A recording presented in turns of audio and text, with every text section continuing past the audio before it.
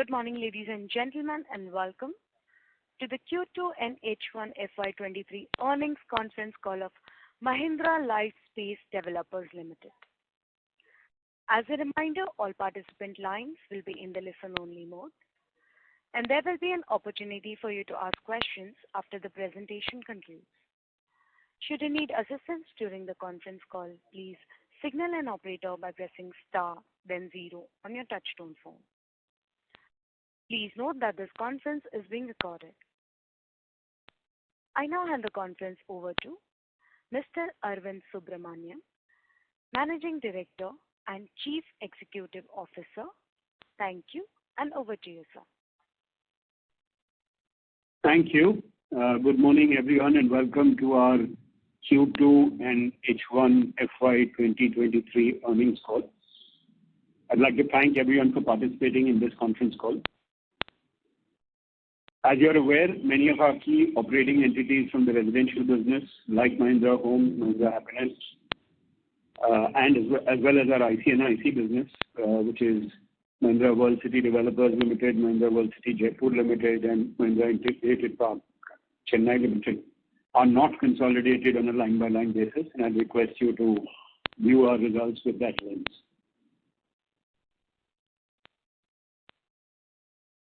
My team has given me copious notes on a commentary on the global macros as well as the sector, which, with your indulgence and permission, I'm going to leave to experts on this call. Many of you know that better than I do. And I'm going to dive straight into a commentary on our performance over Q2 and H1.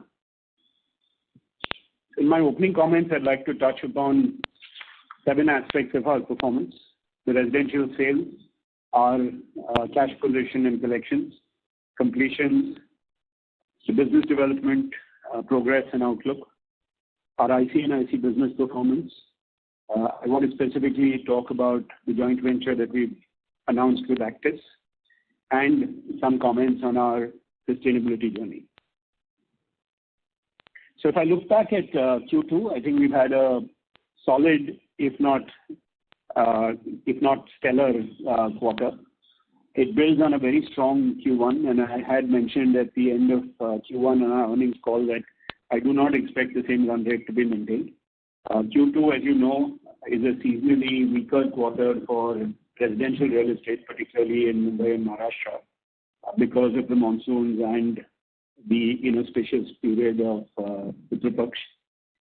Despite that, our residential sales has been extremely strong. We've delivered close to 400 crores, taking H1 to just above 1,000 crores, which is an important psychological threshold. I did tell the sales team that the difference between ending at 990 crores and 1,000 crores is not just 10 crores. It's a lot more than that, and I'm glad that they took up the challenge and were able to get us across the 1,000 crores psychological threshold. As you might recall, the entire FY22, we did 1,028 crores. So, seen with that perspective, doing 1,000 crores in the first half sets us on a very strong footing for growth this year. In this quarter, we launched one new project, Mahindra Nostalgia in Pune. It was very well received. Just under 70% of the units were sold within the quarter itself, and it's contributed roughly 35% of the pre-sale for residential for the quarter. The rest of the 65% is a broad-based sustenance contribution across projects, across locations, and this is a discipline that we have been maintaining and demonstrating for the last several quarters, that there is a very broad-based contribution to our sustenance sales. The other important aspect I'd like to draw your attention to is very meaningful price hikes that we've been able to take within quarter 2, in some cases as high as 6 to 8% within the quarter itself. And even in recent successful launches like Mahindra Eden and Luminaire, which were launched in Q1, we've been able to take price up very quickly in the subsequent quarter itself. We're lining up for a very strong second half of the year.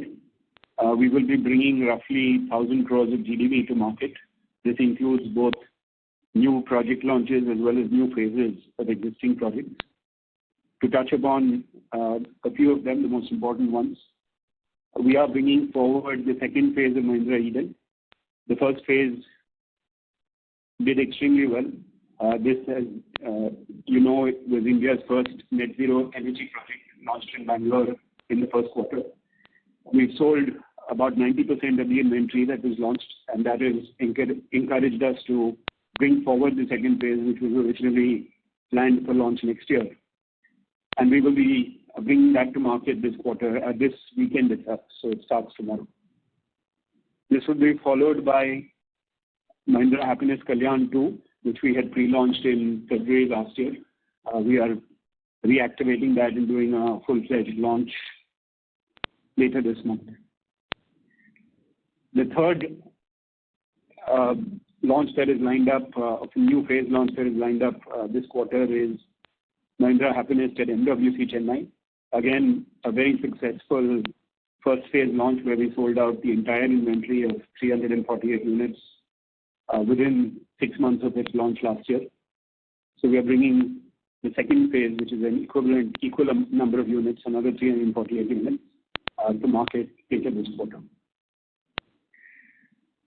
Looking further into the second half of the year, we will also be bringing our Pimpri land parcel that we acquired in April to market in the second half of this year, and are hoping to launch a plotted development in Mahindra World City, Chennai in the second half of this year as well. In addition to these, Mahindra Nostalgia, which, as I mentioned, was a very successful launch in Q2, we are looking at bringing the second phase to market in Q4. So all these put together gets us about 1,000 crores of new GDV to market in H2, and this will ride on top of the sustained sales momentum that we have been demonstrating. Collections has been very robust, and this is again a good health indicator for the quality of sales that we are doing as well as the pace of construction. We've done 550 crores of collections in H1, which gives us a very strong operating cash surplus and sets us up very well for growth in terms of new land acquisitions in the quarters to come. It's an indication that the cash cycle of the business is working very well. Residential completions in Q2 was an area which was muted, and that explains why the revenue recognition and profit in the P&L are low. However, H1 remains very strong. Overall revenue of 190 crores, PAT of roughly 68 crores. One of the completions we were expecting in Q2, which slipped into October, was our project, the first tower of our project, Vicino in Mumbai. But we received the OC in early October, so while it's not recognized in the Q2 financials, it will come into Q3. Let me spend a little bit of time on business development. That's a question that I know many of you, all of you, are keenly tracking. Let me start with an announcement or a positive news. Our Thane land parcel on Ghodbunder Road, we've been able to get the SEZ denotification as well as other clearances towards development over the last couple of months. So we're now all clear in terms of planning, which we've already initiated. This will be a mixed-use development, and we will be looking to bring a partner in for the commercial assets within that mixed-use development. We are targeting 15 to 18 months to launch this project. Overall, on the residential business development in the cities of Mumbai, Pune, and Bangalore, we continue to pursue a strong pipeline. We were expecting one deal closure in Q2, but there's some final wrinkles that the landowner needs to iron out in terms of conditions precedent to the deal, and we are hoping to be able to close this within Q3. Overall, there's a pipeline of roughly 5,000 crores of GDV, of which roughly 2,000 crores are in very advanced stages of discussion, and fingers crossed should get converted in the next 2 to 3 quarters. The good news is none of the high priority deals that we had kind of spoken about or indicated in the last quarter, none of them have fallen off the radar. They continue to be very much in our sights, and we are in pole position on all of those deals. Society redevelopment is an area that we had mentioned is going to be an area of focus for us, particularly in the Mumbai metropolitan region. It continues to be an exciting space. We are in the final shortlist in 2 situations, both of which are taking longer to close. And that is the nature of the beast, unfortunately. In a society redevelopment, there are many members who weigh in on the decision. And very often, there are more reasons not to take a decision than to take a decision. So we're finding it's taking a bit of time, but we continue to be fully focused as a management team and putting our best foot forward on those.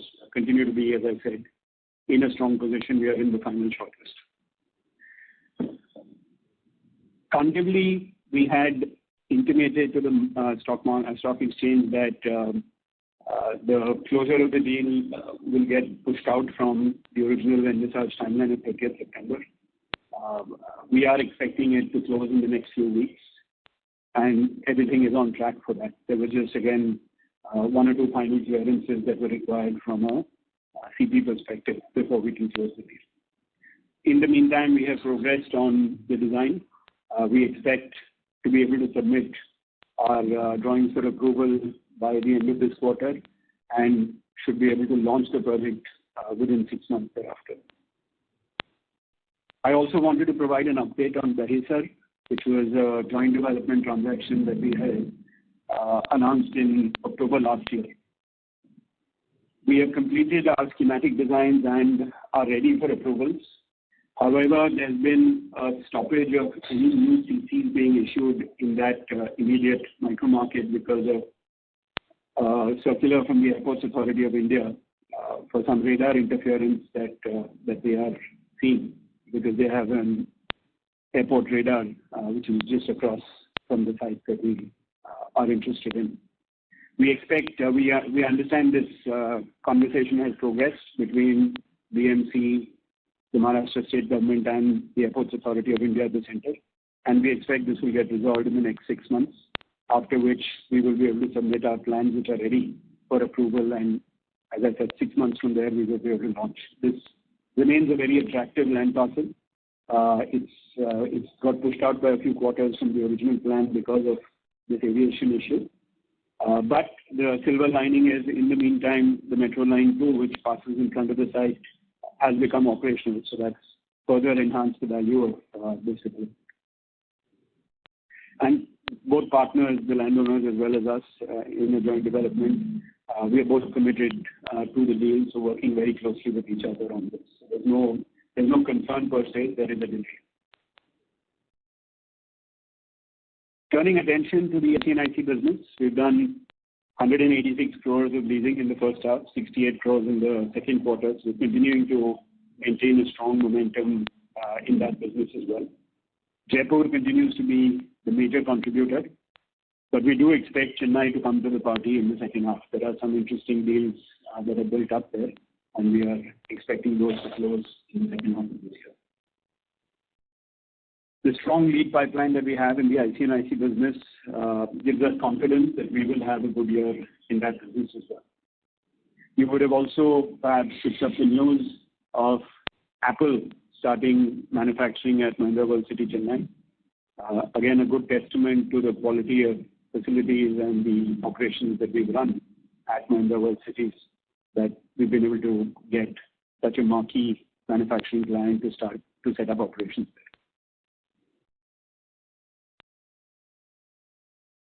Around a month back, we had announced a new joint venture with Actis to build specialized real estate for industrial and logistics clients. Let me touch upon the logic of this new joint venture and the role that we envisage for ourselves. So firstly, why did we do this deal? Built real estate for industrial and logistics is a growing asset class with very strong value creation opportunities. There's been a lot of investment coming in, but we believe we're still in early days of that investment cycle. We see it as a strong adjacency to our existing IC business. It in many ways provides an additional leg in terms of a new service offering, but also an annuity business opportunity within that segment of our business. And MLDL is one of the few developers, organized developers or corporate developers, who's had a successful track record in land aggregation or acquisition for industrial parks. There are very few developers in India who've been able to do that. How are we setting this up? It's going to be a separate board-managed joint venture. We've kept it separate because this is a very capital-intensive business. Actis brings strong financial capabilities and funds to the table. We've also kept it separate because we recognize that it requires very distinct operational capabilities from what we currently have in our IC&LC business, and therefore the management team will be separate. It will be run, and our involvement will be largely through the board rather than a direct management involvement. The other reason why this has been kept separate is this is a business that requires a lot of entrepreneurship and agility, and an autonomous leadership team who are incentivized appropriately operating under board supervision, we feel is the right talent model to address this rapidly evolving market. Why Actis and how are we setting up the partnership? We ran a very rigorous process with the help of one of the banks, and Actis emerged as the front runner for several reasons: their intent and appetite for this business, their track record in real estate, and the trust that we built through our partnership with them in Mahindra Homes were all major factors that swung the decision to partner with them in this joint venture. We will be a minority partner. The structure of the investment will be an opco and a set of propcos. So we will be a 26% partner roughly in that portfolio of businesses. The stakes could vary between 26 to 33% in the various propcos. We're also bringing roughly 100 acres of seed assets from our Mahindra World Cities into this joint venture, and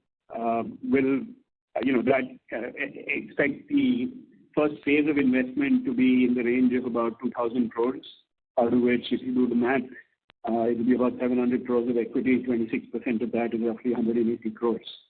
So if you look at bringing 100 acres of seed assets and a total investment from MLDL side of about 180 crores, we are cash positive from that perspective. There's no incremental capital being invested in this joint venture. Finally, I wanted to share a couple of highlights and achievements on the sustainability side. As you know, this is a very important pillar of our strategy. Over the last quarter, we've been ranked a global sector leader among residential developers by the Global Real Estate Sustainability Benchmark, which is GRESB. As part of that, we've been ranked first in public disclosure. We have a 5-star rating in development benchmark and a 4-star rating in standing investments. We've also been recognized as a climate change leader in India by CDP, and the only real estate company in the leadership band under CDP's climate change category from India. These are very strong endorsements of both our intent as well as actions on the sustainability side. Let me turn it over to Vimal to share the financial highlights. Hi, good morning, everyone. Moving on to the highlights for the quarter and for FY23. The total consolidated income stood at 74 crores as against 66 crores in Q2 FY22. The consolidated profit after non-controlling interest stood at a loss of 7.7 crores as against a profit of 6.5 crores in Q2 FY22. Your company has debt of 331 crore at consolidated level as per India, while cash and bank balance, including short-term investment, stands at about 203 crores. Cost of debt is 7.2% on consolidated basis, while standalone Mahindra Lifespace's cost of debt is 6.9%. With this, I'll request if the lines can be opened up for questions, please. Thank you very much. We will now begin the question and answer session.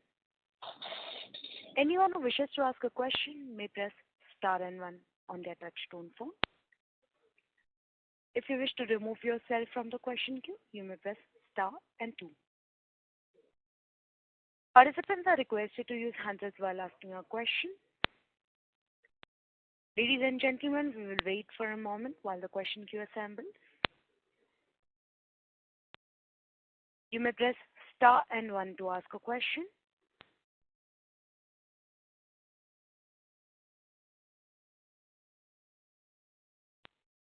The first question is from the line of Parikshit Kandpal from HDFC Securities Limited. Please go ahead. Hi, Arvind. Good morning and congratulations on a decent quarter. My first question is on business development. So the last 2 quarters, 3 quarters, our business development pipeline has been around 5,000 crores. And since April, we've not seen any conversions from this pipeline. So the first question is, why is this pipeline not growing, and what is causing the delay? Because we have had like one lumpy quarter, then again there's a slowdown of almost 6-7 months. So when do you think, I mean, Q3, you said that is the period where we will see some of these closing. So how confident are you that the 2,000 crore number can be achieved, and whether you can surpass this? Because this 5,000 number is not moving. I would have believed that there could be some deals which would have got added in this quarter and even higher.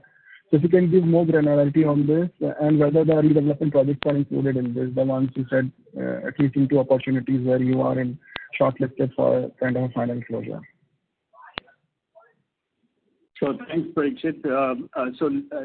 The way to think about the 5,000 crores, while the number looks static, I would split it into 2 buckets. There's roughly 2,000 crores, as I mentioned, which is the advanced conversations or high probability, high priority kind of target. That has remained more or less stable for the last 4 or 5 months, and it's actually the same deals that are in that pipeline. As I mentioned, we've not lost any of them to competitors. We continue to be in a strong position and are progressing well on them.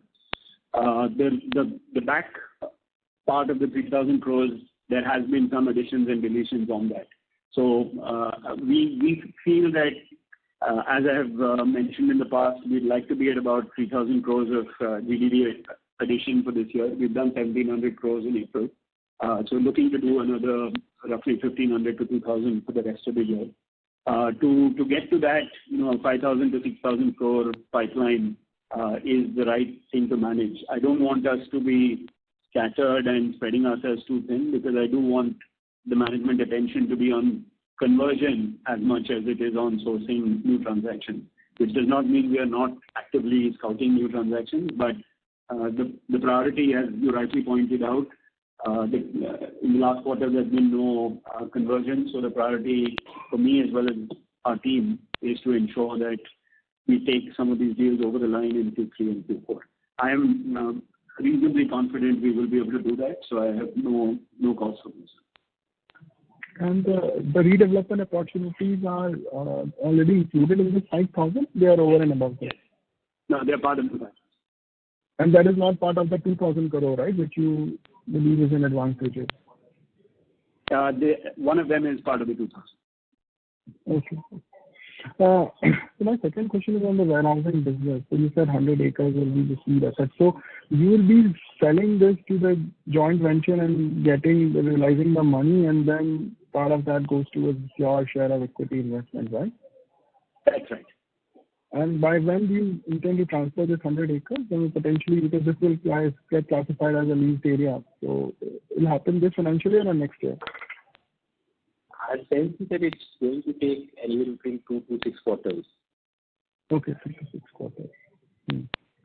Okay. My third question is on the project's launch pipeline, which I believe is shifting by, at least for the Kandivali project, we were looking at a 4Q launch. So now you're saying by December we'll get the approvals, and 6 months from there we'll launch it. So it goes to just about the monsoon quarter. So which is again not a very good time to launch. So do you see any risk of this moving into second half of next financial year? And the same thing for Ghodbunder. We were expecting to have a first half launch or maybe FY24 launch now, which looks to be moving to FY25. So if you can give some more color on the timelines, have you ascribe some more visibility on the timelines on these project launches? Yes, you're absolutely right. We moved Kandivali from Q4 of the current financial to first half of next year. I do see it happening definitely in the first half, because as I said, we've advanced quite well on the design. The reason for the delay is the conveyance got pushed out by a quarter, and that's why the launch is getting pushed out roughly by a quarter. And what about Ghodbunder? Ghodbunder, again, as I said, it's good that we finally have all the approvals we need to move forward and the permissions to move forward. We are looking at some alternate policies under which to develop it, because it's a large 68-acre land parcel. And some of those policies are in the process of being updated at the state government level. Waiting for that clarity to come in the next quarter or so that we can lock in exactly what our development plan there will be. And that's the reason we are pushing it out by a little bit, because the indications we have are some of the new policies will be attractive. Okay. Just lastly, the real estate market seems to be doing well, but I don't understand why you have started giving subvention scheme for the Sakinaka project, and are we running any other schemes for any other projects? Sorry, Parikshit, your question wasn't clear. Your voice was getting... The Sakinaka project, I think we have started giving a subvention scheme, right? 25, 25, 50. So any particular reason why we started giving that subvention scheme? So we have some, now it's, sorry, can you hear us? Yeah, I can hear you. Yeah. Okay. No, I got a beep, so I was wondering whether we got dropped off. So there's no specific reason. We're just experimenting with different payment plans to see what kind of resonates in the market. We've taken price up there quite significantly since the launch. So looking at different methods and seeing what resonates with different audiences. There's no kind of grand plan there of any sort. Okay.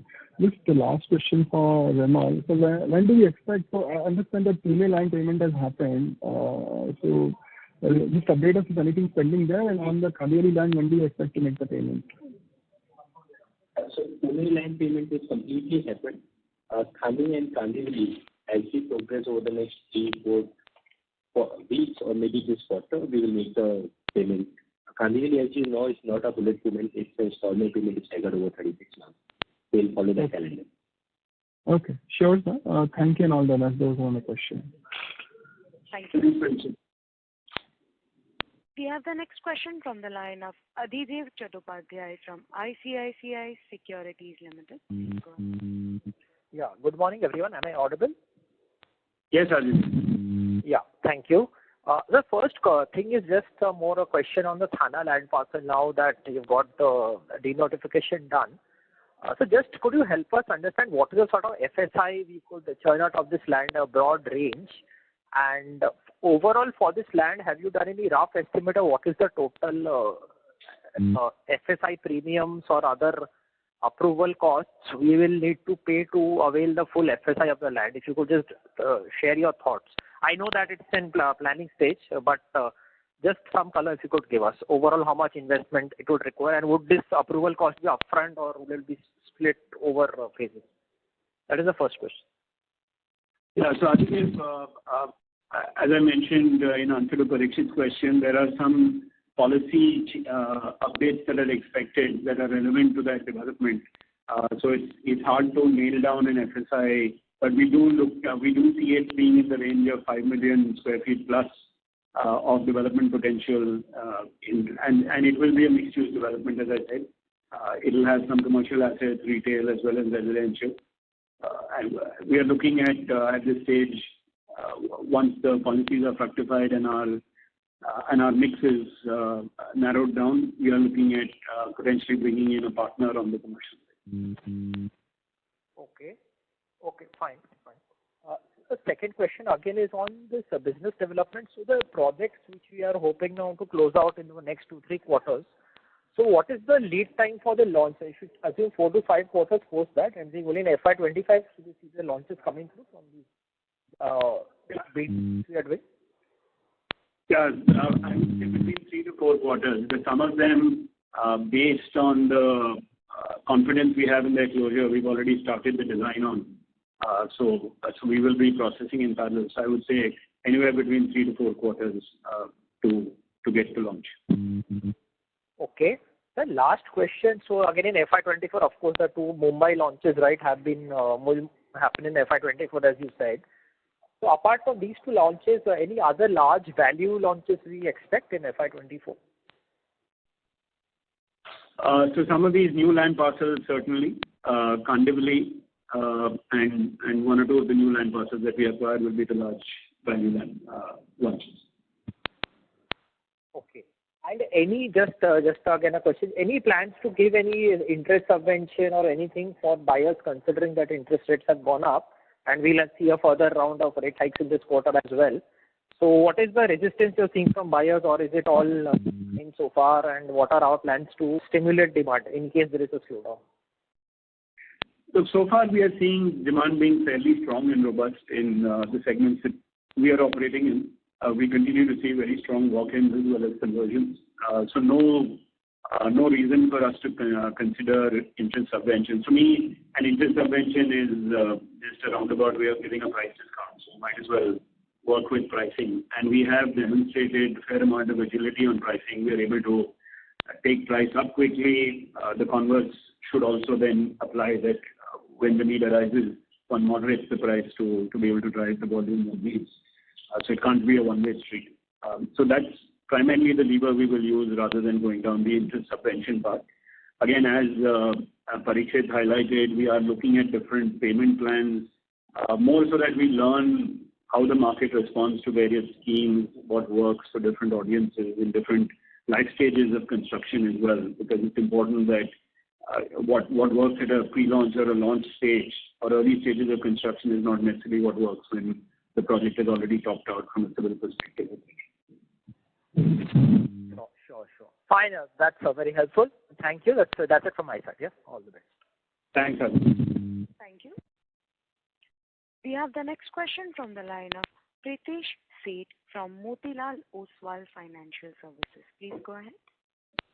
Hi. Good morning. Thanks for taking my question. First is again on BD.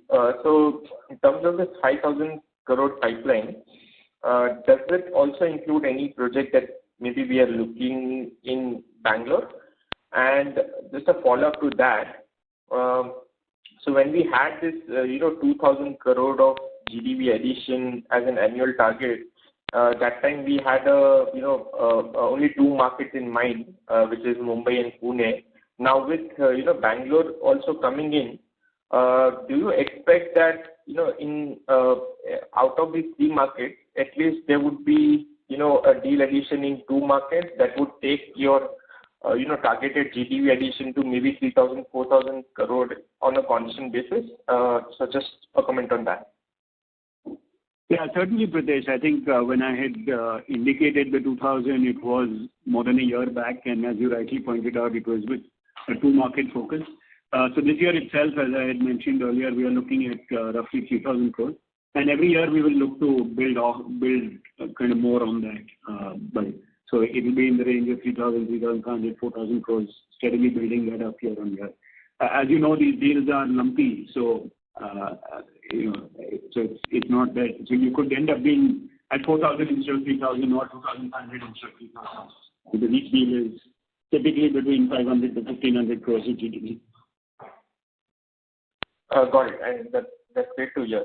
And secondly, now I see, launches also coming fast in terms of the, second phases that we are coming up with. We are expecting Eden to get launched this quarter and second phase of Nostalgia also in Q4. So, for the large deals that we have signed up, be it Dahisar or Kandivali or even the larger Pune deal, I mean, obviously, right now it's difficult to comment since we haven't seen the demand velocity, but do you think that, the phase, I mean, the gap in terms of launches between the 2 phases could be, 1 or 2 quarters so that we can, churn up the inventory faster than what we have done earlier? Yeah, that will always be the objective and the desire, Pritesh. We always maintain that our strategy is to get in and get out of projects as quickly as possible. So where we see robust demand, there are two factors that play into that. One is the demand, and if your first launch does well, then you get confidence to bring the second phase forward. But it's equally about the construction phasing. In certain cases, one is able to, like we are doing in Eden, we are now constructing both phases concurrently with a stagger of just two months between the two phases. But in other cases, due to site constraints, you may not be able to bring forward the second phase or third phase of a project, in which case it makes no sense to launch something and not construct it. So one has to keep balance between both these aspects. Yeah, fair point.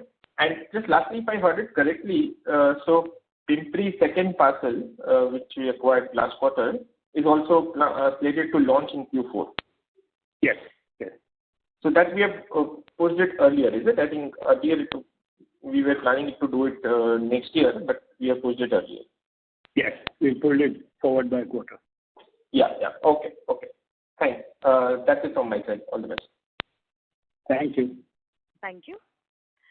Before we take the next question, a reminder to all the participants, anyone who wishes to ask a question may please press star and 1 on their touchtone phone.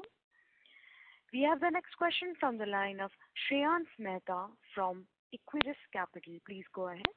Yeah, thanks for the opportunity.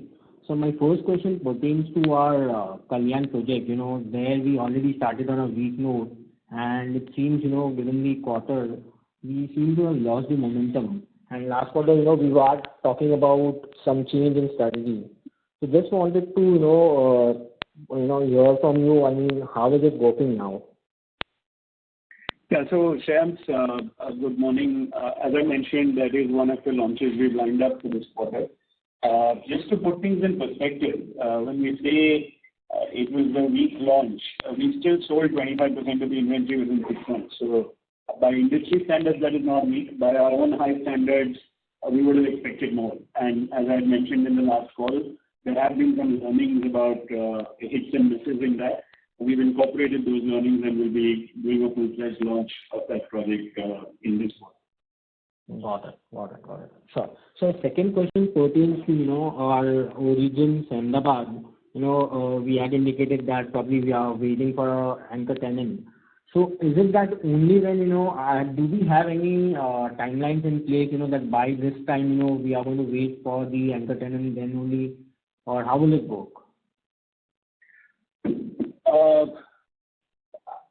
I'd say the next 3 or 4 quarters we need to take, for finding that anchor tenant. It's really important in these kinds of paths that the initial client profile is the right client profile, and we don't sell this for the sake of selling. So we are being selective. We're being patient, and we need to just grind it out.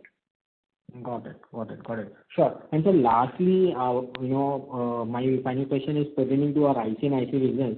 The thought process there was, that the intention was clear that, we wanted to monetize and move out of that. All said and done, probably with the deal which we've done, on a net basis, we've sold and there will be a recycling of capital. But again, it is going towards the long gestation projects. Again moving to that long life cycle project. So just wanted to understand, are we still, following that strategy that we want to move out of that, or probably, we are moving in the same direction? Yeah, look, I don't see this, Shreyans, as an either or. I see this as an interesting, as I said, extension, or if you would call it an option value on that business. Because at some stage we will run out of land in that business, like we run out in Mahindra World City, Chennai. The land inventory, industrial land inventory is all sold. So what is the terminal value of this business is important for us to set up right now. One part of that terminal value is the operations and maintenance activity that we do in the park. But are there other sources of value that one can unlock over a longer period of time is what prompted the thinking to participate in this. As I said, we are participating as a minority joint venture partner and in a sense not putting incremental capital into this new joint venture. But I do see it as a strategically important action for us, not just as an opportunistic play. Got it. So can we expect, some sort of, I mean, this thing to continue ahead as well, or probably, this would be one of these and probably, our long-term strategy still remains of monetizing in the IC and IC business? So certainly in the industrial parks that we are already operating, we would be looking to monetize as quickly as possible, and that's the path we've been on. That's what the numbers also are demonstrating. Now, how this new business segment plays out, time will tell. We are fully committed to it. If it turns out to be as attractive as it promises to be in terms of the actual cash flows and return on capital, the IRR metrics that are very important to us, we will take a call at that stage about how much, whether we want to invest incremental capital in that. At this stage, it is not, as I mentioned, incremental capital. It is capital that is getting released from the business, which is part of which is getting put back. Got it. Thank you so much and all the best. Thank you. Thank you. We have a follow-up question from the line of Parikshit Kandpal from HDFC Securities. Please go ahead. Thanks for the follow-up. My question is that over the last couple of years, we have been outperforming on the business development. So this year also, we may end up somewhere close to 4,000 crores. Just doing the 1H pre-sales projections at the same run rate into H2, we do exceed about 2,000 crores of pre-sales. If things are favorable, we may reach almost 2,400, much ahead of your timeline of FY23. Next year, we have very strong launch pipeline, almost, I think, put together, Dahisar and Kandivali, close to about 4,000 crores of GDV, which may get released in phases, but along with the sustaining sales can help us reach my estimate number about 3,000 crores. So how are we planning on the business development side from here on, because numbers looks to be growing better than expectations the next couple of years. So we need to ramp up on the BD side from that 4,000 crore number to now. So 25 going to 4,000 to 8 or 10,000 crores. So how are we geared up internally as a organization, as a business development team, as execution engine and marketing? So if you can just give your thoughts there. Yeah, so Parikshit, firstly, trust you to always take the upper end of any range that I mentioned. So I do want to reiterate that this year we are looking at 3,000 crores GDV and not 4,000 crores. I mentioned that because it's lumpy, one could end up in a 2,500 to 4,000 crore range. And on your comment on pre-sales, yes, first half of it has been 1,000. I don't expect it to double for the second half. So don't do arithmetic summation, please. The deeper question you asked about how we are gearing up to business development is important. We've actually added strategically to our team certain very key capabilities, particularly one on society redevelopment. As I mentioned, that it's a different kettle of fish, and we brought somebody on board in the team who's done that for a lifetime, understands it very well, and a lot of the success we are seeing, or at least the advanced conversations we are on, is credit to this new addition to the team. Similarly, on the distressed asset side, we've added a person who has experience in that space. We currently still don't have any advanced conversations on that. It's a space that we are actively looking at. But those are very strategic additions to the team. Okay. But what about your guidance? I think last time also I asked this question. So some point of time you need to revise that FY25 guidance, which looks to be getting achieved much ahead of time. Look, I honestly am not being coy or deliberately roundabout on this, but we do need to see closures on the business development side for us to revise that guideline. So I'd hold until that happens. Okay. And just on the Bangalore side. Interrupt, Mr. Kandpal. Okay, sure. Participants who are waiting. Sure. Thank you. Okay, no, thank you. We have the next question from the line of Amit Agarwal from Burman Capital Management. Please go ahead. Yeah, thank you for the opportunity. This is for Vimal. So Vimal, in the last 4 quarters, in the residential, we have booked around 566 crore of revenue, and against that, cost of sale is 520 crore. Just wanted to understand what all cost we include in cost of sale, and implied gross margin is 7.4, which is bit different from the number that we typically give out. So if you can just help us reconcile those numbers. So Amit, at a broader level, usually in gross margin, we include all the direct costs, including prepaid expenses like brokerage, etc. See, it's important to, in a way, understand that last 2 quarters, the completions have been sort of very, maybe the last phase or the last building or the last tower. And to that extent, the gross margins are lower than what we expect it to be. The other thing really is that, for example, this time in our Nagpur project, we have taken one charge which is related to royalty payout, which the local authority demanded, which we have gone ahead, paid, taken charge. But we will also doing the payment is under protection rate, so we will be making efforts to recover it. So at an aggregate level, you will see improvement in margins from here on, as and when the newer projects gets completed, which will be much larger in terms of top line as well. Got it. And on that one, right? So on the projects that are in the pipeline and future development, the number that we gave out is around 10,600 is the revenue that we expect from those projects. And against that, there's a cost which you have given out expected. Can you also help out with the cost that is already incurred for the projects that are in pipeline? Everything combined in the residential side. Yeah, sure. You can refer it back to the investor presentation actually. There is a slide which talks about 3 parts. One is what's happening in our already launched projects, what's happening in the next phase of those launched projects. And for the projects which will come up for launch for which land acquisition has happened. It's a fairly neat and clean chart. It has got 4 bars. It talks about inflow, outflow, cash. If you refer that, you will get about 3,500 crores of net cash positive. Let me know in case you need any further clarification or details around it. On that, so total revenue is around 10,600. Against that, costs are 5,700, which are expected to be incurred. I'm asking what is the cost which is already incurred against this 10,600 revenue, which is expected to recognize in coming years. Yeah, so look at it this way, that projects which have got launched usually see a marketing cost anywhere between say 2 to 4%. And that's something which gets reflected in the quarter in which those launches would have happened or those sales would have got booked. And what about land and the construction cost, which would be part of inventory for us? Yeah, it will be part of inventory, but you would have, if you refer back to calls which have happened in the past, say 3-4 quarters, usually our land payouts at times actually are very close to the launch. But whatever payouts we do, if the project is launched and conveyance has happened, that's the time a project moves into inventory. Just to give you an example, Kalyan project launch had happened in say February or March of this calendar year. Conveyance actually happened a couple of months after that.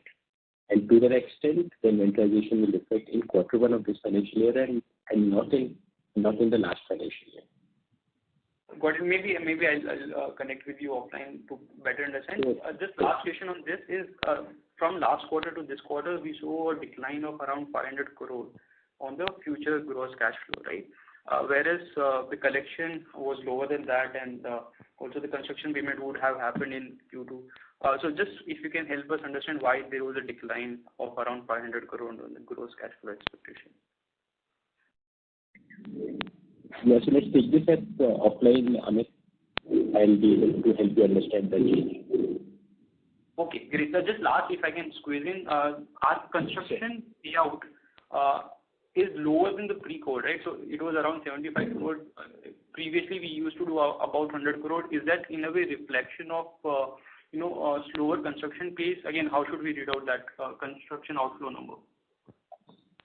Yeah, that's right. So, see, fundamentally, our focus really is on cash collection, and therefore, more than the work done, the money spent on work done, we focused on what action we need to take so that our collection and the demand can be sent out. And that's where you are seeing the collection numbers looking very strong.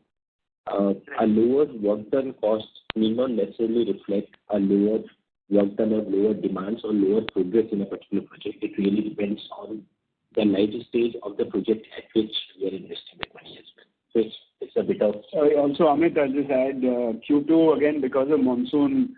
you will see every Q2 being slightly lower from a construction activity perspective. There is an impact of that. Fair. Got it. Makes sense. Thank you so much and best of luck. Thank you. Thank you. We have the next question from the line of Himanshu Upadhyay from O3 Capital. Please go ahead. Yeah, hi. Congratulations and good set of numbers. I have two questions. One was on the IC business. Okay. So one was on the leased area. Okay. We have seen the growth has slowed down from last year. What is the build-up of or inquiry levels you are seeing? And what we expected was once the economy starts opening, lot more conversions to happen. Okay. So some thoughts on that if you can give on IC and the level of inquiries and what is happening there. No, I think IC is on a very strong footing. I would encourage you, don't look at it necessarily quarter on quarter because these are long sales cycle businesses. So look at kind of trailing 4 quarters or a moving average of 4 quarters or something like that. That would be more representative. Now, we are on a very solid growth trajectory there. Last year itself was a record growth and a record leasing in our IC business. This year we will look to match or exceed that. Okay. And one thing is, what are the corporate costs overall for the company? So just to understand, what is our recurring revenue which we need to have to break even on the residential side? So,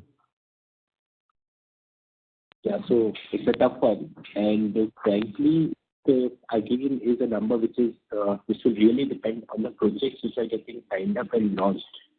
The way we usually look at is next 5 years horizon, and therefore allocation of the fixed cost over those 5 years, assuming that we'll follow a certain trajectory. For example, if you look at pre-sale guidance of 2,500 versus 700 crores, where we were averaging till about FY20, the overhead cost allocation would have gone in a much more sort of higher base, and therefore it looks much better.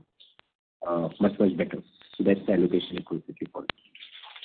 And one more thing. See, when we see the gross margin, which is 7%, even if I add 2, 3 or 4%, let's say, of sales cost and some amount of other overheads, it remains very low. Okay. So would you say that the revenue or the realizations were low, or you think the cost increase has been pretty phenomenal and hence the gross margins are pretty low? What would be the reasons? Because 10-11% is still, if I put whatever cost. And yeah, I'll just give you one example. One is this combination of 2 or 3 factors, but an important one, for example, is NCR project, where the last phase had come up for recognition. Now, NCR is a large project spread across almost 20 acres. If I were to look at the profitability of a project across the life cycle, it will certainly be in the range of 20% gross margin. But the last phase, because of few costs which get lumped down into this last phase, you get to see a much lower number. But at an overall level, what Arvind was talking about was taking the prices up on an ongoing basis, netting off the cost escalations which we were seeing till about a quarter back. All of this put together, all our projects which right now are at various stages are at a decent margin, which are definitely in the positions. Okay. Okay. And this leasing of or outright sale of land, or it is for residential in IC we have spoken, or it was for our, let's say, in industrial land what we are trying to sell? I just confused that. You can help me out. Okay. No, we were referring to leasing also. Huh?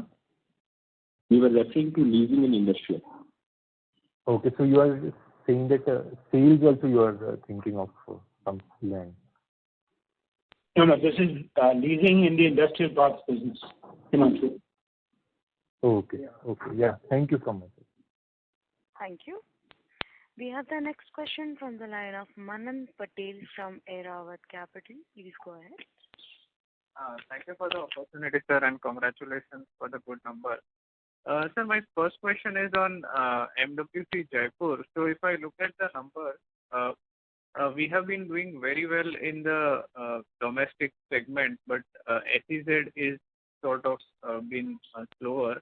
So with the current pace that we are going, we might exhaust the domestic part in next few quarters, and then SEZ might be left.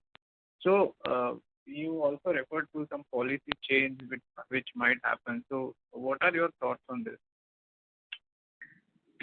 Yeah, you're absolutely right. There has been a much stronger demand on the domestic tariff area than the SEZ. But this is not peculiar to Jaipur or Mahindra World City.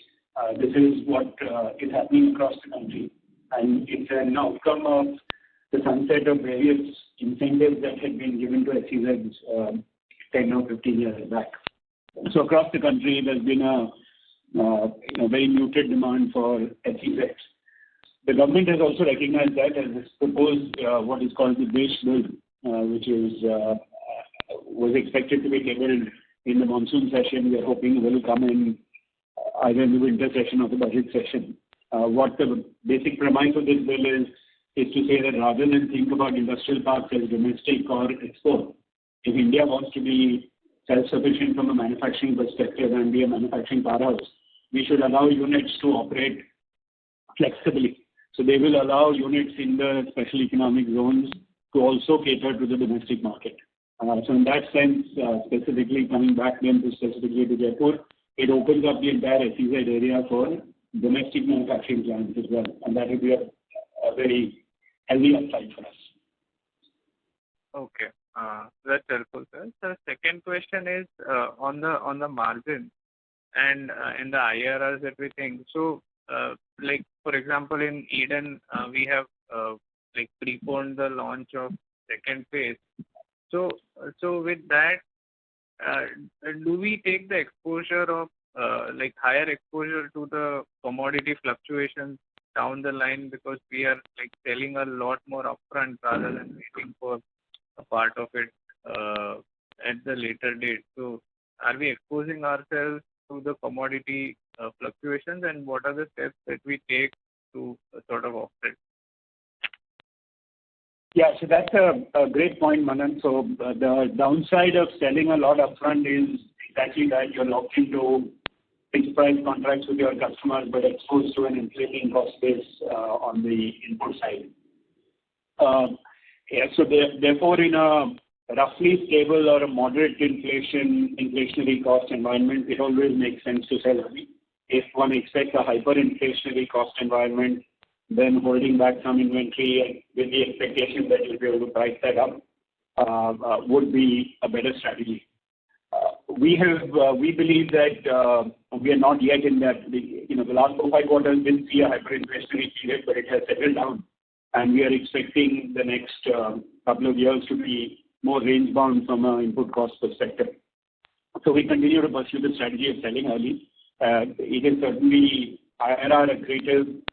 In some cases, there is a trade-off there between getting more IRR and sacrificing a couple of 10 basis points or more of PBIT. But that's a trade-off we're willing to make.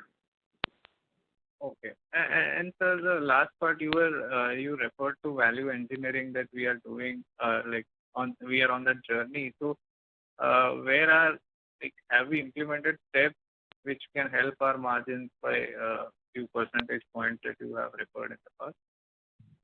Yes, absolutely. And I'll ask Vimal to also add on this, but in fact, all of us, the entire leadership team, are taking this call from one of our construction sites this morning.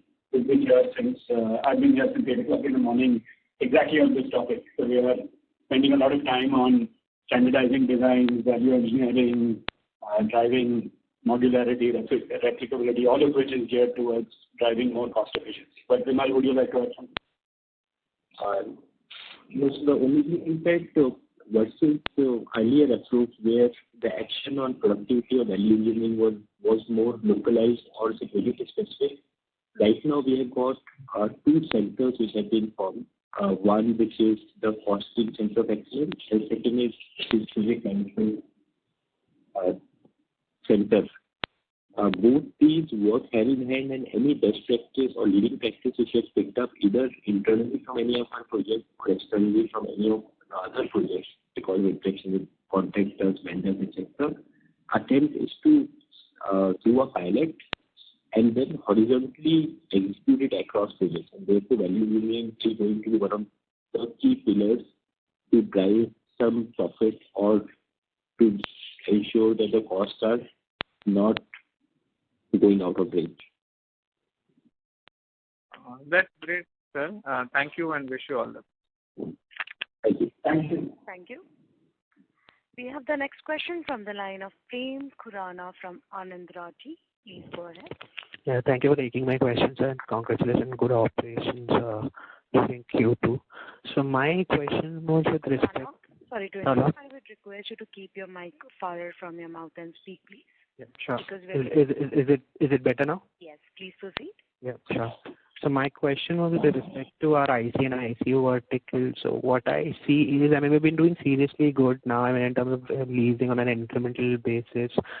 But the thing that I observe is, I mean, essentially when I look at the total number of customers that you have and look at the operational customers that you have, I mean, I think initially we used to have this condition in our contracts with the clients that you would have to commission operations in a year and a half, which is where I mean, it seemed as if the customers would start contributing as early as possible, but the gap between operational customer and total customer seems to be rising. I mean, for Jaipur, we have 127 odd customers, but then only 71 are operational. So there's 56 odd customers which are yet to start contributing, right? So I understand maybe we would have realized our payments, but then the idea was to kind of make them operational and then make them contribute to the economic value that you would be able to generate from this place. So have we made any changes in the contracts that we signed? Because some of these customers have been with us for more than 2 to 3 years now and are yet to kind of commence operations. Same is the case with Chennai as well, wherein we have more than 10 odd people who are yet to kind of commission operations. That's a good observation. In Jaipur in particular, given the growth we've seen over the last 4 or 5 quarters, there's probably 30 or so new clients that we've added.